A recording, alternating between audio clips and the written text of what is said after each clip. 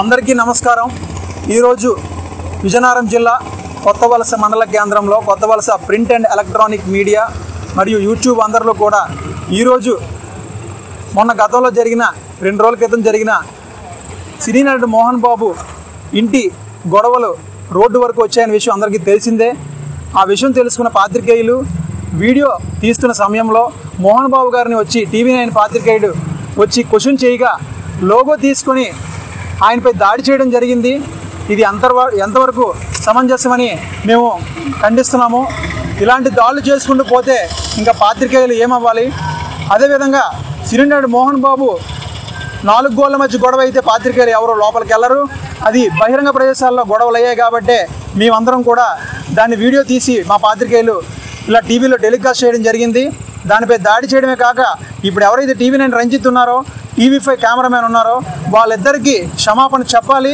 అదేవిధంగా స్థానిక police station వారు కూడా సినీ నటుడు మోహన్ బాబుపై చర్యలు తీసుకొని కేసు నమోదు చేయాలని మేము కొత్తవలస మీడియా అందరి తరపున కూడా కోరుతున్నాం।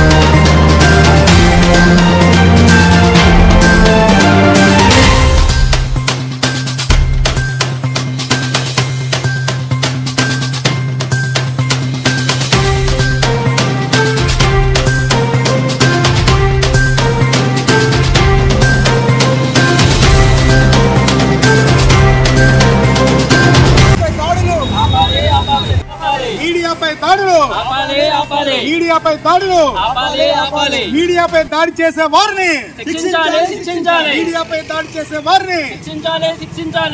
చర్యలు తీసుకోవాలి।